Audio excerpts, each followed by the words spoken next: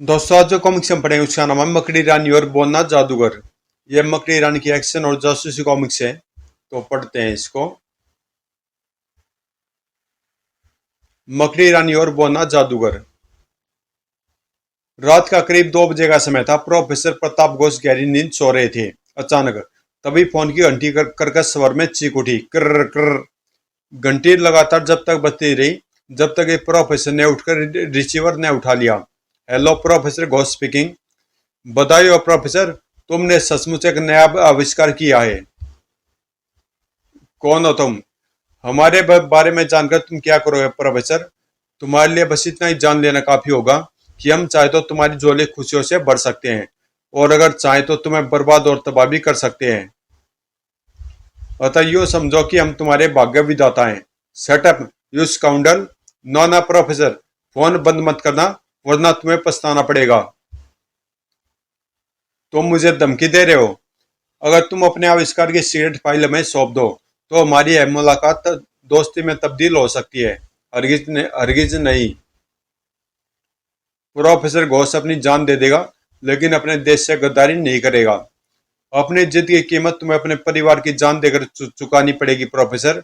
बेशक green island में तुम महफूज हो, परंतु राजगढ़ की कोठी में बसा तुम्हारा परिवार हमारी पहुंच से दूर नहीं है। तुम्हारे परिवार में कोई तुम्हारा नाम लेवा भी जिंदा नहीं रहेगा। मैं तुम्हारी गिदड़ भभकियों से नहीं डरने वाला। मैं बहुत जल्द रोबोट कमांडो का निर्माण पूरा करने जा रहा हूँ। दुनिया की कोई ताकत मेरे रास्ते की रुकावट नहीं बन सकती। इतना कहने के साथ ही प्रोफेसर घोष ने रिसीवर कैडिल पर पटक दिया। दूसरे दिन सुबह जी जसवंत मेहरा का बुलावा मिलते ही इंस्पेक्टर तारकुंडे उसी कोठी में पहुंच गया। Good morning sir. Morning inspector. आओ बैठो, हम तुम्हारा इंतजार कर रहे थे। हुक्म कीजिए सर। इंस्पेक्टर तारकुंडे के बैठते आईजी मेहरा गंभीर स्वर में बोले, तुमने अपनी बुद्धिमानी और बहादुरी के बल पर बड़े बड़े अपराधियों को सलाखों के पीछे पहुंचाने में कानून की मदद करके आज तक जो अपना फर्ज निभाया है, उसके लिए हम तुम्हारी जितनी तारीफ करें वह कम है। सर, फर्ज ही मेरा धर्म और ईमान है। हम जानते हैं, इसलिए हमने तुम्हें यहाँ बुलवाया है। हम तुम पर एक बहुत बड़ी जिम्मेदारी सौंपने जा रहे हैं। तुमने प्रोफेसर प्रताप घोष का नाम तो सुना होगा। वही प्रोफेसर घोष जो ग्रीन आइलैंड में किसी विशेष आविष्कार को पूरा करने में जुटे हैं। हाँ, सरकार ने प्रोफेसर घोष के आविष्कार को गुप्त रखने के लिए सभी सावधानियां बरती थी, लेकिन न जाने कितने अज्ञात लोगों को इसका कैसे पता चल गया। ओह, कल रात किसी ने प्रोफेसर को उनके परिवार को खत्म करने की धमकी दी है। हम प्रोफेसर के परिवार की सुरक्षा की जिम्मेदारी तुम्हें सौंपना चाहते हैं। आप निश्चिंत रहिए सर, मेरे रहते कोई उनके परिवार का बाल विवाह नहीं कर सकता। गुड, हमें तुमसे यही उम्मीद है। तुम अभी जाकर राजगढ़ की कोठी नंबर 10 में रह रहे प्रोफेसर घोष के परिवार से मिलो और उनकी सुरक्षा का प्रबंध करो। Yes sir. फिर इंस्पेक्टर तारकुंडे आईजी साहब से विद्यालय चलना ही चाहता था कि डॉक्टर पूनम बोल उठी, inspector uncle just a minute. Oh, यह लड़की कोई नई नई मुसीबत न खड़ी कर दे। परंतु अपने मनोभाव को छुपाते हुए इंस्पेक्टर तारकुंडे पलटकर शांत स्वर में बोला, कहिए डॉक्टर, क्या आपको पूरा विश्वास है कि आप प्रोफेसर घोष के परिवार की रक्षा कर सकेंगे? तुम कानून को इतना कमजोर क्यों समझती हो बेटी? अगर हम प्रोफेसर के परिवार की रक्षा नहीं करेंगे तो और कौन करेगा? मेरे विचार से यह जिम्मेदारी मकड़ी रानी को सौंपी जाती तो बेहतर होता। मकड़ी रानी? आखिर तुम मकड़ी रानी की इतनी दीवानी क्यों हो बेटी? क्योंकि मकड़ी रानी ने कई बार अपनी जान पर खेलकर देश और कानून की मदद की है। यह बात शायद आप उतना उतना नहीं जानते जितना इंस्पेक्टर अंकल जानते हैं। क्यों इंस्पेक्टर अंकल, आप जानते हैं? मैं तो सिर्फ इतना जानता हूँ कि मकड़ी रानी एक मुजरिम है और कानून को उसकी तलाश है। एक न एक दिन वह जरूर पकड़ी जाएगी। आप पकड़ेंगे पकड़ेंगे मकड़ी रानी को। हा हा हा। डॉक्टर पूनम की हंसी ने इंस्पेक्टर तारकुंडे को बुरी तरह बौखला दिया। उसे डर हुआ कि कहीं डॉक्टर पूनम उसकी पोल न खोल दे, अतः वह हड़बड़ाकर बोला, मेरा समय बहुत कीमती है, मैं चलता हूँ। यू आर राइट इंस्पेक्टर, तुम्हें फालतू की समय बहस में समय बर्बाद नहीं करना चाहिए। Yes sir. इंस्पेक्टर तारकुंडे ने एक बार फिर आईजी साहब को सैल्यूट मारा और वहां से ऐसे भागा जैसे सैकड़ों भूत उसके पीछे लग गए हों। इंस्पेक्टर तारकुंडे के जाने के बाद मेहरा साहब डॉक्टर पूनम को संबोधित करते हुए बोले, बेटी पूनम, कभी कभी तुम्हारी हरकतें मुझे चिंता में डाल देती हैं। आप मेरी बातों से चिंतित नहीं होते डैडी। आपको चिंतित करती है आपकी पुलिस की निष्क्रियता और कानून की कमजोरी। लेकिन मकड़ी रानी एक ऐसी शक्ति का नाम है जिसके होते अपराधी पुलिस और कानून की इन कमजोरी का फायदा नहीं उठा सकता। आप निश्चिंत रहिए। इंस्पेक्टर अंकल और पुलिस भले ही प्रोफेसर घोष के परिवार की रक्षा न कर पाए, पर मकड़ी रानी उन पर आंच नहीं आने देगी। परंतु मकड़ी रानी को कैसे पता चलेगा कि प्रोफेसर का परिवार खतरे में है? मकड़ी रानी से कभी कोई बात छुपी नहीं रहती। अब तक यह खबर किसी न किसी तरह उस तक पहुंच चुकी होगी। Goodbye dad. लेकिन तुम कहां चली? किंतु डॉक्टर पूनम ने अपने पिता के प्रश्न को नजरअंदाज करते हुए अपने कदम दरवाजे की ओर बढ़ा दिए। अजीब लड़की है। उधर सांझ ढल चुकी थी। प्रोफेसर घोष का पूरा परिवार पूजा घर में उपस्थित था। मिसेज घोष बड़ी तन्मयता से आरती गा रही थी। परिवार के सभी सदस्य उनका साथ दे रहे थे। पूरा वातावरण जैसे भक्ति रस में डूबा हुआ था। ओम जय जगदीश हरे। अभी आरती चल ही रही थी कि तभी पूजा घर के खुले द्वार के बीचों बीच एक दरिंदा ठास करता हुआ प्रकट हुआ। हा हा हा। हंसी के बाद सुन प्रोफेसर घोष का परिवार आरती गाना छोड़ उस दरिंदे की तरफ पड़ा। कर चुके अपने भगवान को याद। हा हा हा। कौन हो तुम? तुम लोगों की मौत। हा हा हा। खतरे का बाष्पा मिसेज घोष अपने परिवार के सदस्यों को ढेलती हुई आगे बढ़ती हुई चीखी। कौन है? कौन है रे? और फिर जैसे मिसेज घोष सामने पहुंची, उनके बड़े बेटे ने उन्हें पकड़ लिया। रुक जाओ माँ, आगे मत जाओ। मुझे छोड़ दे देबू। यह मुआ भला मेरा क्या बिगाड़ेगा? हा हा हा। तू तो अपनी उम्र पार कर चुकी बुढ़िया, पर तेरे पति की बेवकूफी के कारण तेरा यह परिवार बेमौत मारा जाएगा। नहीं शैतान, तू ऐसा नहीं कर सकता। अब तुम में से कोई जिंदा नहीं बचेगा। मरने के लिए तैयार हो जाओ। हा हा हा। और ठास करते उस दरिंदे ने प्रोफेसर घोष के परिवार पर अंधाधुंध गोलियां बरसानी शुरू कर दी। टट टट ओ हाय। टट टट ओए हे भगवान। थोड़ी देर बाद जब गोलियों की आवाज शांत हुई, तो परिवार के बच्चे, आखिरी नन्हे बच्चे की सुबकियों की आवाज वातावरण में गूंज उठी। ओ मम्मी। फिर वे अपने खून से नाइमर्द पड़े भाई के शरीर को हिलाते हुए तुतलाते हुए पुकारने लगा। भैया उतो, उतो भैया। तुम्हें क्या हो गया? तुम उठते क्यों नहीं हूँ? हा हा हा। यह अब कभी नहीं जागेगा सुअर के पिल्ले। चल, मैं तुझे तेरे भाई के पास पहुंचा देता हूँ। परंतु इससे पहले कि उस दरिंदे की उंगली का दबाव ट्रिगर पर पड़ता, पीछे से एक भरपूर ठोकर उसकी कमर पर पड़ी। धौड़। ठोकर इतनी ताकतवर थी कि दरिंदे के पैर फट से टिके न रह सके। और फिर जब वह संभल कर अपने पैरों पर खड़ा हुआ, तो सामने मकड़ी रानी को खड़ा देख उसकी आंखें आश्चर्य से फैलती चली गई। तो तुम? हाँ मैं आ गई शैतान सिंह। अब तुझे निर्दोष लोगों के खून की एक एक बूंद का हिसाब चुकाना पड़ेगा। अच्छा हुआ तुम खुद ही आ गई। अब मैं तुम्हारे अगले पिछले सारे हिसाब चुका दूंगा। हा हा हा। अगले पल शैतान सिंह ने मकड़ी रानी पर छलांग लगा दी। ठीक तभी मकड़ी रानी का सिर हवा में उछला और शैतान सिंह को ऐसा महसूस हुआ जैसे उसके मस्तिष्क में बिजली कौंध गई हो। ठक कड़क। ओह। फिर मकड़ी रानी ने शैतान सिंह को संभलने का मौका नहीं दिया। तड़क आई।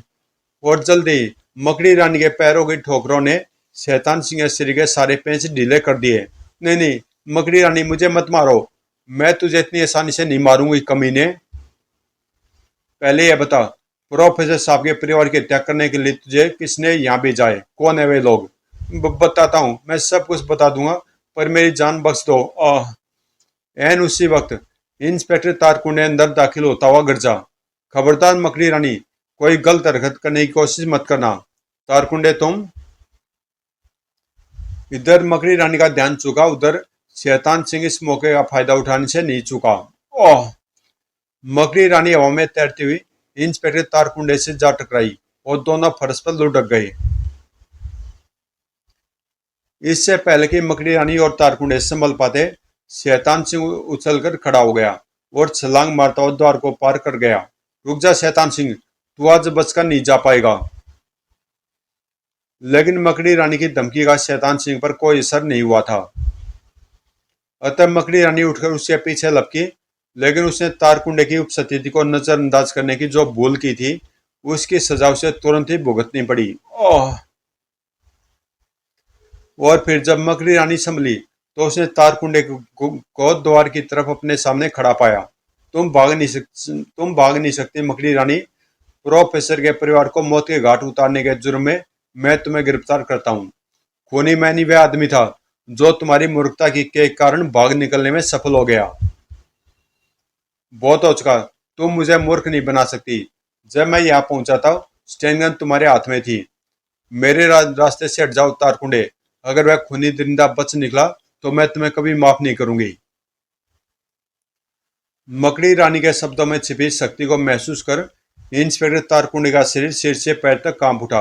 वह अपनी जगह बुत सा बना खड़ा रह गया और मकड़ी रानी तीर के समान दंदनाती हुई बाहर निकल गई। कोठी से बाहर निकल मकड़ी रानी ने शैतान सिंह की काले रंग की कार को नदारद पाया तो वह अपनी मोटरसाइकिल की तरफ लपकी। अभी वह कमीना ज्यादा दूर नहीं गया होगा। उसकी कार में मैंने जो ट्रांसमीटर फिट कर दिया था, वह मुझे दिशा की जानकारी देता रहेगा। फिर मोटरसाइकिल पर सवार होते मकड़ी रानी ने स्वचालित इग्निशन का बटन दबा दिया। दूसरे पल मोटरसाइकिल हवा के झोंके की तरह दौड़कर सड़क पर पहुंच गई। वहां एक पल रुककर मकड़ी रानी ने दिशा का पता लगाया, फिर अपनी मोटरसाइकिल उसी दिशा में दौड़ा दी जिधर शैतान सिंह की कार गई थी। लगभग 5 मिनट बाद ही मकड़ी रानी को शैतान सिंह की कार नजर आ गई। आज तो मेरे हाथों से बचकर नहीं निकल पाएगा शैतान सिंह। उधर शैतान सिंह ने बैक व्यू मिरर पर मकड़ी रानी को अपने पीछे आते देखा तो बौखला उठा। ओह, अब इस मुसीबत से कैसे पीछा छुड़ाऊं? मुझे चिप को खबर करनी चाहिए। दूसरे पल वह ट्रांसमीटर पर चिप से संबंध स्थापित कर बोला, चिप, मैंने प्रोफेसर के परिवार का काम तो तमाम कर दिया, पर ऐन मौके पर मकड़ी रानी वहां पहुंच गई। इस समय वह मेरा पीछा करी है। मेरी समझ में नहीं आ रहा कि मैं क्या करूं। इस मुसीबत से कैसे पीछा छुड़ाऊं? घबराने की जरूरत नहीं है शैतान सिंह, बस तुम इस ट्रांसमीटर पर लगे लाल बटन को दबा दो, फिर मकड़ी रानी तुम तक नहीं पहुंच पाएगी। वो कैसे चिप? जैसा कहता हूं वैसा करो, तुम्हें खुद ब खुद पता चल जाएगा। Yes chip. लाल बटन के दबते ही तत्पश्चात शैतान सिंह ने वैसा किया जैसा चीफ ने आदेश दिया था। लाल बटन के दबते जोरदार धमाका हुआ और कार के साथ साथ शैतान सिंह के जिस्म के भी चीथड़े हवा में बिखर गए। उधर मकड़ी रानी कार का असर देख सकते में आ गई। Oh my God, Shaitan Singh तो मेरे हाथ से निकल गया। अब असली अपराधियों तक पहुंचने के लिए मुझे कोई दूसरा रास्ता अख्तियार करना पड़ेगा। इस निश्चय पर पहुंच मकड़ी रानी ने मोटरसाइकिल घुमाई और अपनी राह चल दी। उधर जब प्रोफेसर घोष को अपने परिवार की नर्सस हत्या की सूचना मिली तो उनके दिल में था दर्द का सागर उमड़ पड़ा। मेरी तो दुनिया उजड़ गई जालानी साहब, कितना बदनसीब हूं मैं। अपने परिवारजनों की अंतिम क्रिया भी अपने हाथों से नहीं कर सकता। हिम्मत से काम लीजिए प्रोफेसर साहब, आपकी सुरक्षा के लिए यह जरूरी समझा गया है कि आप बाहर न जाए। आपकी सफलता पर हमारे देश की उम्मीदें टिकी है। आप द्वारा निर्मित कमांडो रोबोट की सेना में पहुंचते ही हमारी सैनिक शक्ति 1000 गुना बढ़ जाएगी और थल सेना पर बढ़ता आर्थिक बोझ करीब ना के बराबर रह जाएगा। आप ठीक कहते हैं। मैं अपना जीवन देश को अर्पित कर चुका हूं। मुझे इस तरह विचलित नहीं होना चाहिए। मैं आपको विश्वास दिलाता हूं, हत्यारे बहुत जल्द पकड़े जाएंगे। हत्यारे पकड़े जाएं या नहीं, पर मैं देश को जो देना चाहता हूं उसके प्रदर्शन की सूचना मैं बहुत जल्द सरकार को देने जा रहा हूं। अपना काम पूरा करने के बाद मुझे भले ही अपनी जान से हाथ को क्यों न धोने पड़े, मुझे परवाह नहीं। आप मान है प्रोफेसर साहब, मान तो यह देश है गृह सचिव साहब जहां मैंने जन्म लिया। इस मिट्टी का कर्ज हम सबको चुकाना है। अगर आप बुरा न माने तो क्या मैं पूछ सकता हूँ कि कमांडो रोबोट के प्रदर्शन की तैयारी आप कब तक पूरी कर लेंगे? मोस्ट प्रोबेबली इस महीने की 28 तारीख तक। ओ, फिर तो यह वह दिन ज्यादा दूर नहीं है जब सारा देश आप पर गर्व करेगा। अच्छा, तो अब मुझे इजाजत दीजिए, लेकिन जाने से पहले वादा कीजिए, जब तक मैं यहाँ हूँ आप मेरी आखिरी अमानत उस मासूम नन्ही सी जान का पूरा ख्याल रखेंगे। भरोसा रखिए, जब आप अपने घर लौटेंगे तो आपका पोता आपके आंगन में खड़ा मुस्कुरा रहा होगा। थैंक यू जिलानी साहब, थैंक यू। तत्पश्चात गृह सचिव प्रोफेसर घोष से विद्यालय वहां से चल दिए। उधर उसी दिन रात को एक पोस्ट कॉलोनी की भव्य इमारत के रोशनी से जगमगाते हॉल में, साथियों, विश्वस्त सूत्रों से ज्ञात हुआ है कि प्रोफेसर घोष कमांडो रोबोट की कार्य क्षमता का प्रदर्शन इस महीने की 28 तारीख को करने जा रहे हैं। अगर ऐसा हुआ तो हमारे मिशन का क्या होगा चीफ? प्रोफेसर ने अगर रोबोट का सफल प्रयोग कर दिखाए तो फिर उसकी सीक्रेट फाइल हासिल करके भी हम क्या करेंगे, क्योंकि फिर हमारी चोरी छिपी नहीं रहेगी। You are right mister Jacob, हमारे मिशन की सफलता के लिए यह जरूरी है कि प्रोफेसर अपने उद्देश्य में सफल न हो। मेरे विचार में प्रोफेसर को एक चेतावनी और देनी चाहिए। हमारी चेतावनी और धमकियों का प्रोफेसर पर कोई असर नहीं होने वाला है। उसका पूरा परिवार खत्म हो गया, लेकिन उसके इरादे टच से मस नहीं हुए। अब तो हमें कुछ करना होगा। लेकिन हम कर ही क्या सकते हैं चीफ? प्रोफेसर तक पहुंचना तो दूर, हम ग्रीन आइलैंड की सीमा में भी कदम नहीं रख सकते। वहां सुरक्षा के कड़े प्रबंध किए गए हैं।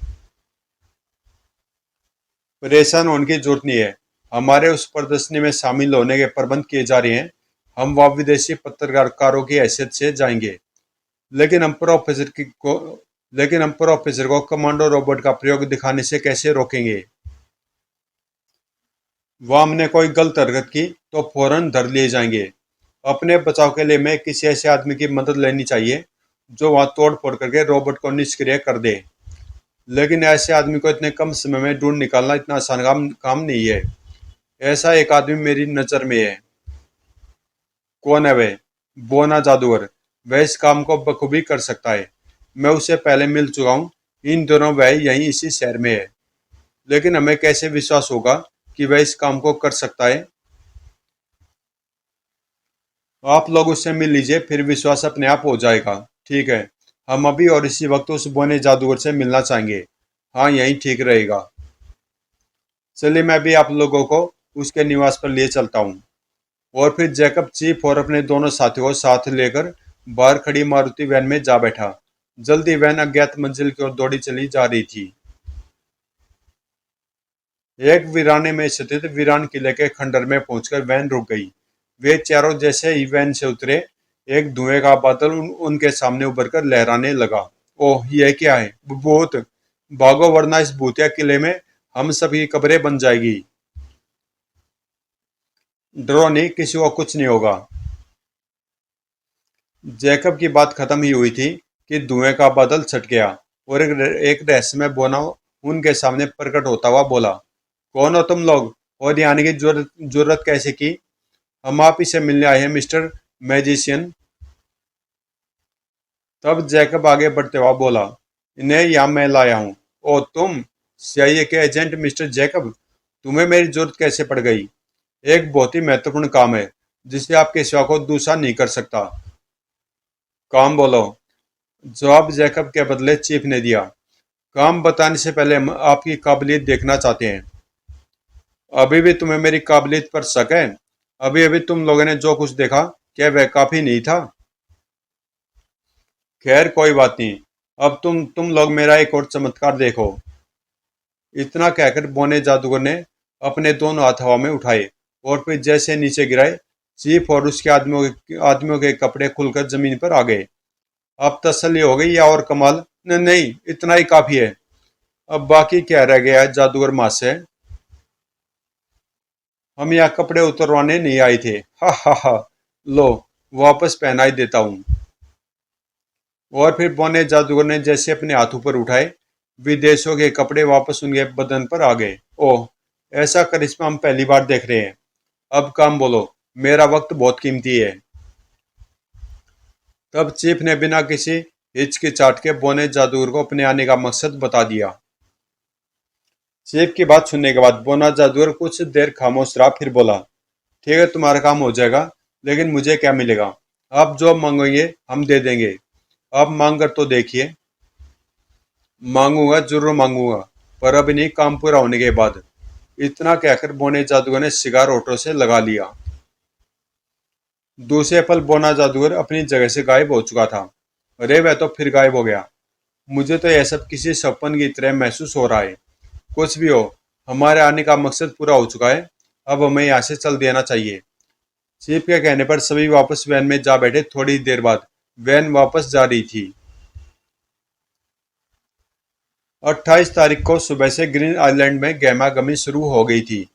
सरकारी प्रतिनिधियों और पत्रकारों की भीड़ उस स्थान पर एकत्रित होने लगी थी जहां से प्रोफेसर घोष कमांडो रोबोट का संचालन करने वाले थे। वहां सुरक्षा की कड़ी व्यवस्था की गई थी। डॉक्टर पूनम भी अपने पिताजी मेहरा के साथ वहां मौजूद थी। इंस्पेक्टर तारकुंडे सादी वर्दी में चौकसी कर रहा था। ठीक 10 बजे मेहमानों के सामने लगे मंच पर प्रोफेसर घोष प्रकट हुए और बोले, मेरे देशवासियों, अब वह घड़ी दूर नहीं है जिसका आप सब बेसब्री से इंतजार कर रहे थे। सबसे पहले मैं आपका परिचय अपने 5 कमांडो रोबोट से कराता हूँ। इतना कह प्रोफेसर घोष कंप्यूटर मशीन के समीप गए और उनकी उंगलियां बटनों पर थिरकने लगी। थोड़ी देर बाद ही 5 कमांडो रोबोट मार्च करते हुए मंच पर आकर अटेंशन की मुद्रा में खड़े हुए। तब प्रोफेसर घोष आगे बोले, ये है हमारे स्पेशल कमांडो 1 2 3 4 5। ये 5 कमांडो युद्ध के मैदान में दुश्मन के हजारों सैनिकों के छक्के छुड़ा सकते हैं। युद्ध भूमि में इनकी युद्ध शैली और क्षमता का ट्रायल अभी आप लोगों के सामने पेश किया जाएगा। इतना कह प्रोफेसर घोष कमांडो रोबोटों की तरफ मुड़े और बोले, commandos march to the field. Yes sir. फिर कमांडो रोबोट अनुशासित सैनिकों की तरह मार्च करते हुए मंच से नीचे उतरे और खुले मैदान की तरफ बढ़ने लगे। अचानक तभी कुछ फासले पर स्थित टावर में विस्फोट होने लगे। धूम धड़ाम धड़ाक। टावर में विस्फोट होते पांचों कमांडो रोबोट के पुर्जों से चिंगारियां फूटने लगी। तर तर तर।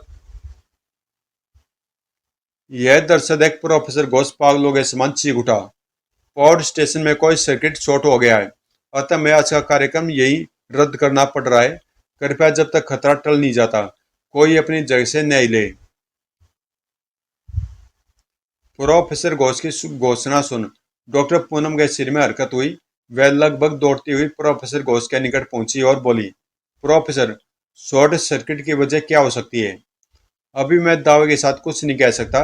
वजह कुछ भी हो सकती है, लेकिन इसमें कोई संदेह नहीं रहा है कि मेरा प्रोजेक्ट फेल हो चुका है। हो सकता है प्रोजेक्ट को फेल करने के पीछे उन्हीं लोगों का हाथ हो जिनका आपके परिवार की हत्या में हाथ था। ओ माय गॉड, यह तो मैंने सोचा ही नहीं। मुझे फौरन सीक्रेट फाइल को सुरक्षित स्थान पर पहुंचा देना चाहिए। अपनी बात पूरी करते प्रोफेसर इस कदर विचलित हो उठे कि डॉक्टर पूनम का परिचय जानने के बजाय बेताशा पीछे स्थित इमारत की तरफ दौड़ पड़े। प्रोफेसर के जाते डॉक्टर पूनम भी वहां नहीं रुकी। वह कुशल धावक की तरह पूरी गति से पावर स्टेशन की तरफ दौड़ी चली जा रही थी। इसी बीच उसने मकड़ी रानी का रूप धारण कर लिया था।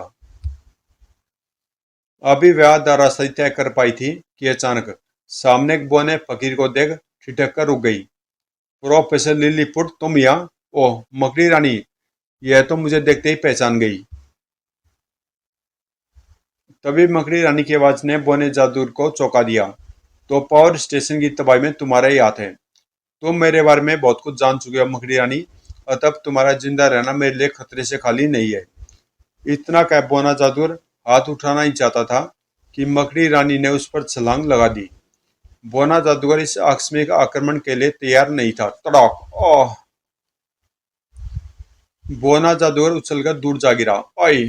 अगले पल लेकिन उसने तुरंत अपने आप को संभाल लिया, वरना मकड़ी रानी की बेल्ट से निकलने वाली किरण की जद में जरूर आ जाता। वह तुरंत ही भाप गया। मकड़ी रानी पर पार पाना इतना आसान नहीं होगा। इससे मैं फिर कभी निपट लूंगा। फिलहाल तो यहाँ से फूट लेने में ही मेरी भलाई है। इस विचार के दिमाग में आते पौने जादूगर ने सिगार अपने होठों से लगा लिया।